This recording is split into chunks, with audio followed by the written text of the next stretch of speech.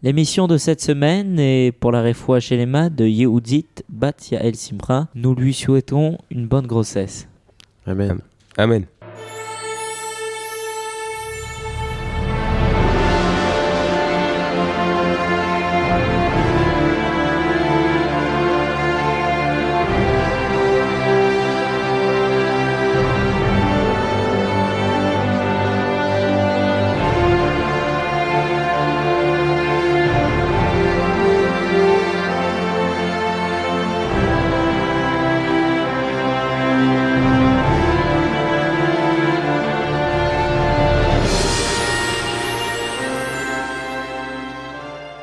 Précédemment, dans Tetzavé. Moshe continue de transmettre au Béné Israël les enseignements d'Hachem. Il s'apprête à monter en haut du mont Sinaï pour y recevoir la Torah. Bonjour à tous, soyez les bienvenus sur rosetdemiel.fr. Nous vous retrouvons pour la 21e fois et cette semaine ce sera Kitissa. J'ai le plaisir d'enregistrer ce soir avec l'indéboulonnable, le Vénitien Olivier Chamoula. Bonjour, bonsoir. Bon retour parmi nous. Merci. Baruch Halemtza. Et vous l'avez adoré la semaine dernière dans Tetzavé, Raphaël Benizri. Bonsoir, c'est toujours un plaisir d'être avec vous ce soir. Eh ben merci à toi.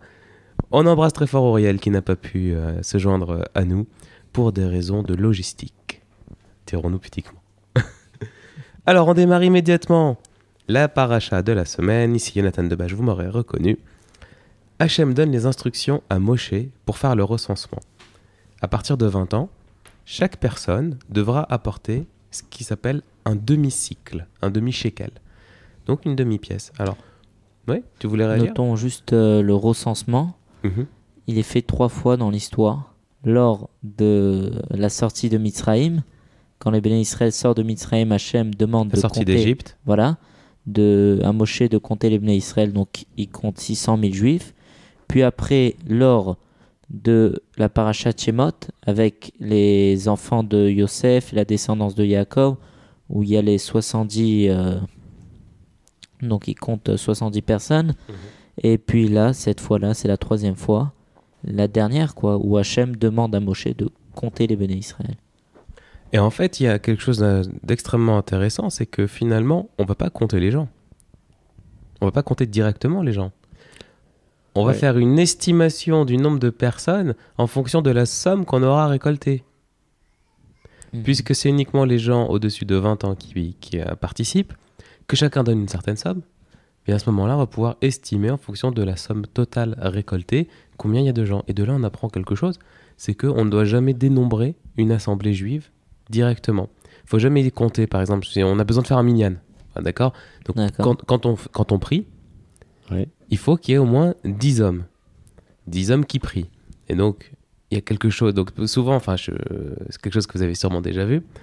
Quand il y a quelqu'un qui a besoin de vérifier qu'il y a bien 10 personnes, il dit pas 1, pas 2, pas 3, pas 4, et ainsi de suite. Il ne va pas dire 1, 2, 3, 4, 5. Parce que il faut pas compter le nombre de juifs. C'est attirer quelque part le mauvais œil contre nous, la Inara. Et c'est la raison pour laquelle on utilise Mahatzita Shekel pour compter. C'est ça, Mahatzita Shekel, donc le demi-cycle. Ouais. Exactement. Cet argent-là, il sera utilisé pour la construction du Mishkan. Moshe est chargé de construire un bassin en cuivre, et ce bassin servira aux Kohanim pour se laver les mains et les pieds avant le service. Donc le service qu'ils vont faire pour Hachem. D'ailleurs, il n'y a que les Kohanim qui se lavent les pieds avant un service, avant quelque chose.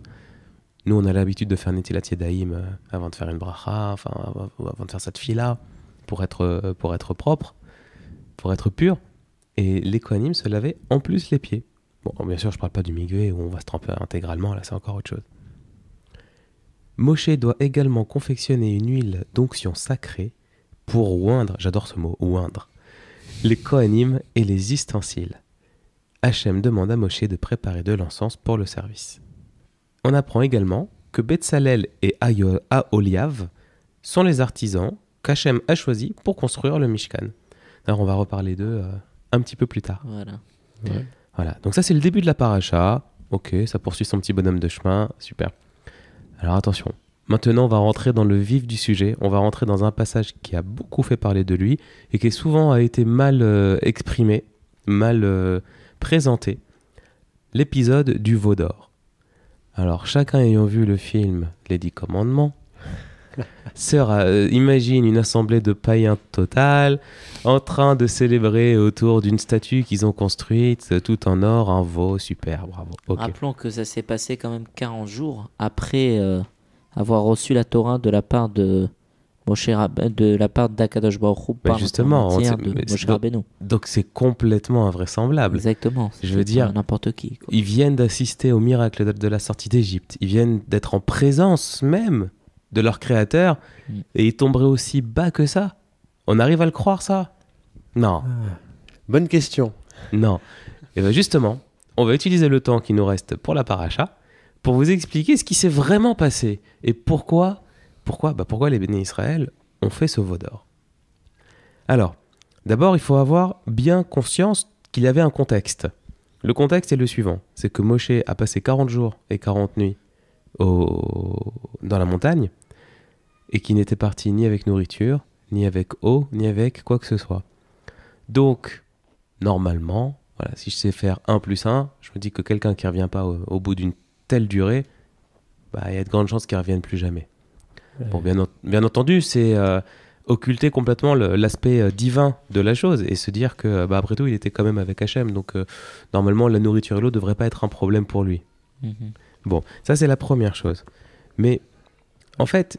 D'autant plus, excuse-moi, que le Rabbi m'explique que le Satan, il a montré au Bnei Israël l'image de Moshe... dans le ciel comme s'il était niftar, comme s'il était mort. Absolument. Alors selon les explications, même pas seulement se poser la question, c'était les Béné Israël ont constaté. Ouais. Alors selon les explications, c'est soit ils ont vu son corps, soit ils ont vu son tombeau, ou je sais plus comment la paracha a donné exactement la chose. Mais en gros, ils ont eu l'impression que Moshe effectivement était niftar, que Moshe était mort. Surtout qu'il aura Moshe les a prévenus qu'ils viendraient au bout de 40 jours. Et puis, ils ont compté 40 jours, mais le problème, c'est qu'ils ont mal compté. Ils se sont trompés avec le molad, je crois. Donc, il y a eu une erreur dans le calcul.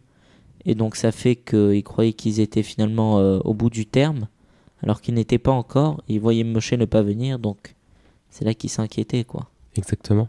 Razak. Et alors, explication. Le Satan, il a le droit de se jouer comme ça des gens? Le Satan, il a le droit de montrer quelque chose qui est faux? Montrer quelque chose qui est faux, non. Mais il a le droit de nous montrer quelque chose qu'on aurait envie de croire. Razak, c'est exactement ça. C'est la définition du Satan. C'est ça, c'est-à-dire qu'en fait, il n'aura pas montré quelque chose qui était faux. Il aura simplement insinué dans le cœur quelque chose que eux avaient déjà enfoui. C'est-à-dire que leur peur la plus forte à ce moment-là, c'était que Moshe les quitte. Et tout ce qu'il a fait, c'est leur donner une forme qui leur a fait penser que... Et c'est leur imagination, c'est leur peur qui a fait le reste. C'est ça. Et d'ailleurs, il y a cette explication extraordinaire qui explique que finalement, le Satan, il fait que essayer de nous pousser dans des voies qu'on a déjà plus ou moins acceptées en nous. Voilà, donc Moshe tardant à revenir, les béné Israël demandent à Aaron et Hur de fabriquer un oracle.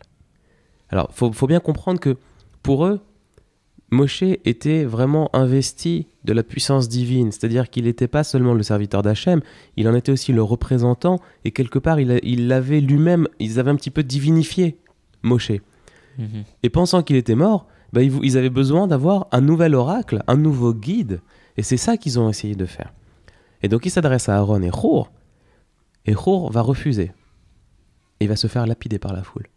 La foule va le tuer. Et à ce moment-là, Aaron accepte.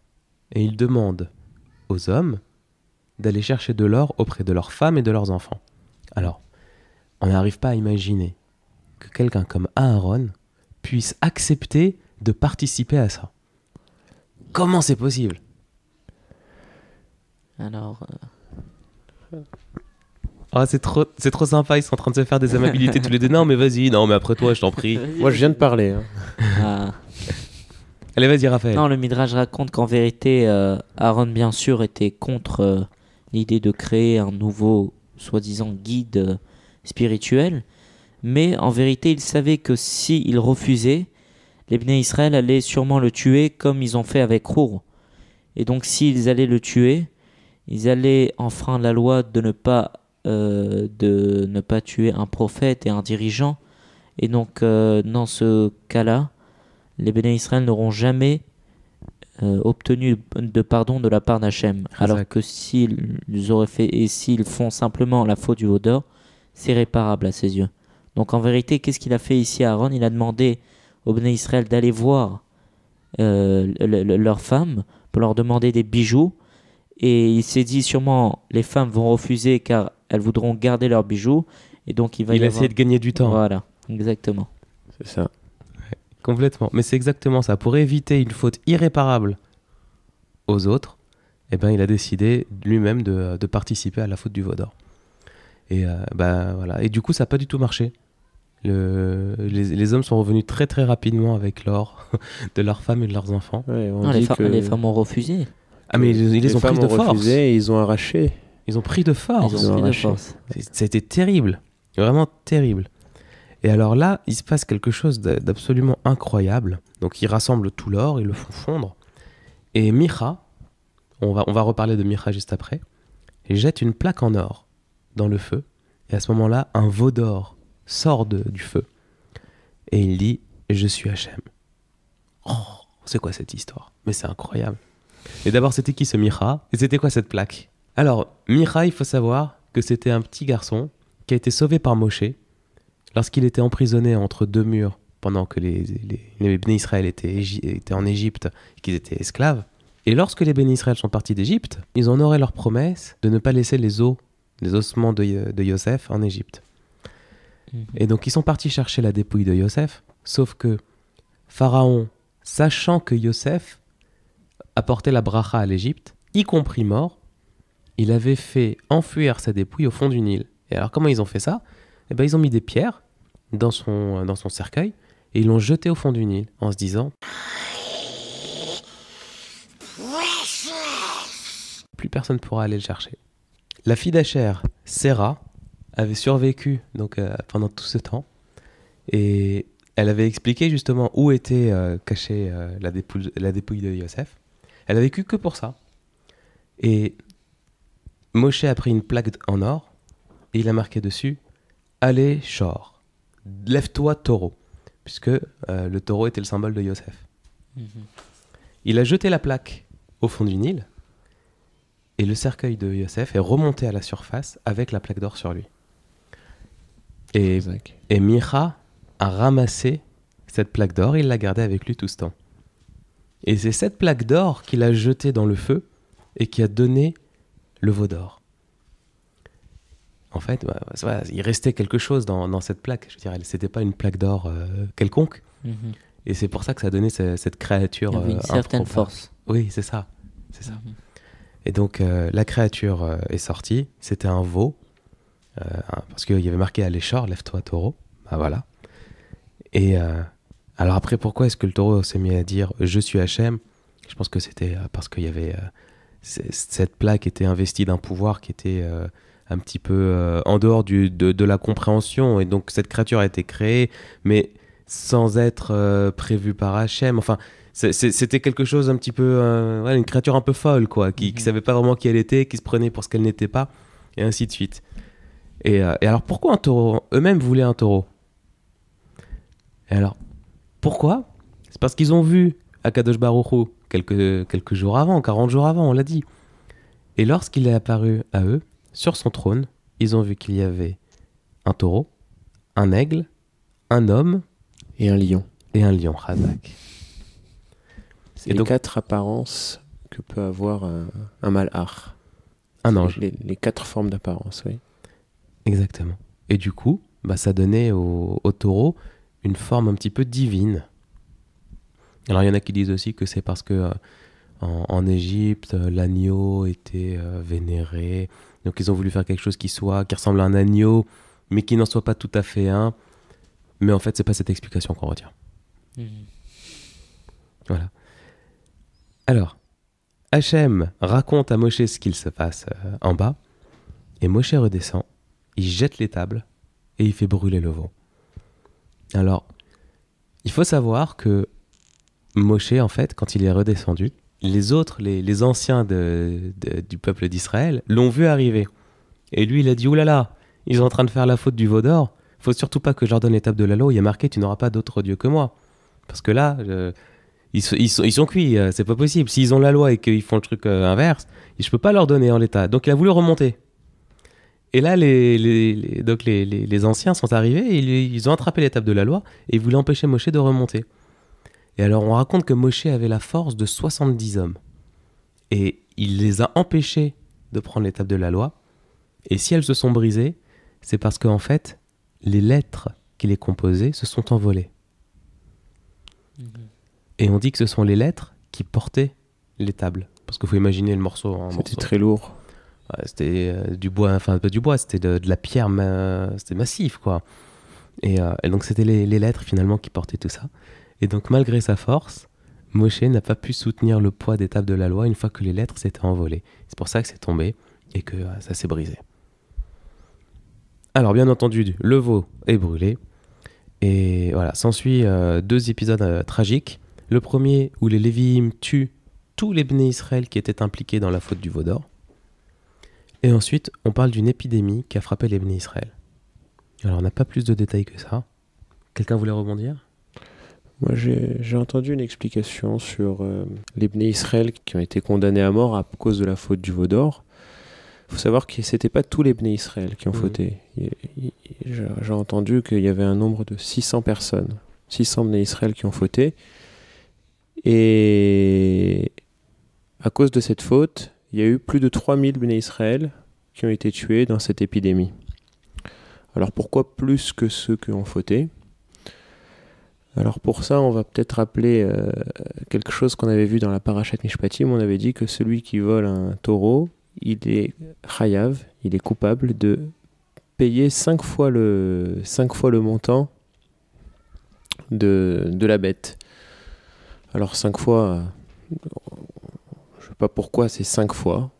Alors on sait pourquoi 5 et pas 4 par rapport à la petite Annie, on avait déjà donné cette explication. Mais en tout cas, il doit payer davantage. Alors là c'est pareil, les Bnei Israël ils ont fauté et ils ont dû payer, alors 3000 c'est 5 fois 600, ça rappelle un petit peu cette idée-là de payer davantage par rapport à la faute. Bah dis donc. Très bien. Hachem ordonne à Moshe d'emmener les Bnei Israël en terre promise et il va décider qu'un ange va les accompagner et les protéger. Moshe vit à l'extérieur du camp et on dit que Hachem lui parle en face à face. Et on va revenir là-dessus dès la prochaine paracha, puisqu'on va découvrir que c'était pas un vrai face-à-face qu'ils avaient. C'est un tout petit peu plus fin que ça. Hachem promet à Moshe d'accompagner les Bnei Israël sur leur chemin vers Eretz Israël. Et Moshe supplie Hachem de le laisser voir sa gloire. Hachem refuse. Moshe n'y survivrait pas. Donc Hachem va montrer à Moshe ce qui découle de son essence. Un petit peu comme s'il le laissait voir son ombre, quoi. Il ne le laisse pas le voir lui, mais son aura, son truc. Voilà, c'est pas la semaine prochaine qu'on en parle, c'est maintenant. Et j'ai tout préparé le même jour. Hachem ordonne à Moshe de préparer 2 nouvelles tables de la loi, puis de remonter en haut du Har Sinaï. Alors, Har Sinaï, c'est le mont Sinaï. Tout à fait. Hachem se relève à Moshe qui se prosterne, et le supplie de pardonner aux Bnei Israël. D'ailleurs, lorsque les Bnei Israël font la faute, on en a parlé rapidement la semaine dernière, eh bien Moshe va demander à Hachem de leur pardonner. Et Hachem dit à Moshe, non, je vais détruire tous les Bnei Israël et je vais commencer un nouveau peuple juste avec toi. Et ce sont tes descendants à toi qui seront mon peuple élu. Et Moshe avait refusé. Il avait dit, si tu détruis les Bnei Israël, tu me détruis avec eux et tu effaces mon nom de toute la Torah. Et c'est pour ça, donc d'abord c'est ce qui a sauvé les Bnei Israël, d'une part, et d'autre part, c'est pour ça que le nom de Moshe n'apparaît pas une seule fois dans la paracha Tetzavé. Exactement. C'est ça. C'est toi d'ailleurs qui avais donné cette explication. Ouais, exactement, on l'a dit la semaine dernière. Razak. Hachem promet à Moshe qu'il ferait une alliance avec les Bnei Israël il les conduira en Eretz Israël et accomplira de nombreux miracles pour eux. Il leur interdit de concevoir des alliances avec les peuples locaux. C'est pas la première fois qu'il en parle. Hein. Ouais, tout à fait. C'est pas la première fois. Donc vraiment, il a un problème avec les gens qui habitaient en Eretz Israël à ce moment-là. Il leur donne plusieurs commandements, dont Shabbat, Pessah, Sukkot et Shavuot. On parle aussi de l'apport des prémices, c'est-à-dire la consécration au service des premiers-nés dans les animaux, des premiers-nés aussi chez les hommes, des premières récoltes, et ainsi de suite. On reparle de l'interdiction de mélanger le lait et la viande, donc deuxième fois. Hachem demande à Moshe d'écrire ses commandements. Moshe reste sur le mont Sinaï 40 jours et 40 nuits sans manger. Et quand il redescend, il est radieux, mais alors au sens propre. On dit qu'il illuminait. Il était complètement illuminé, Moshe. Et d'ailleurs, à partir de ce moment-là, il se couvrira le visage avec un voile. Et ce voile, il ne le retirera que pour parler avec Hachem. Incroyable. Mm. Alors, on parlait tout à l'heure, donc pour terminer, hein, on va dire une petite chose. Donc, on parlait tout à l'heure du fait que Aaron a préféré participer à la faute du veau d'or plutôt que de courir le risque qu'un Kohen Gadol qu'un Kohen soit tué par la foule. Et donc, on rapporte cette histoire qui s'est passée bien plus tard. On parle du prophète Zécharia, qui avait été assassiné par la foule. Et on dit que là où il a été assassiné, il y avait une flaque de sang, et que son sang était en ébullition pendant des années et des années. Et personne n'a jamais réussi à calmer le sang. On dit que c'était la colère de Zécharia.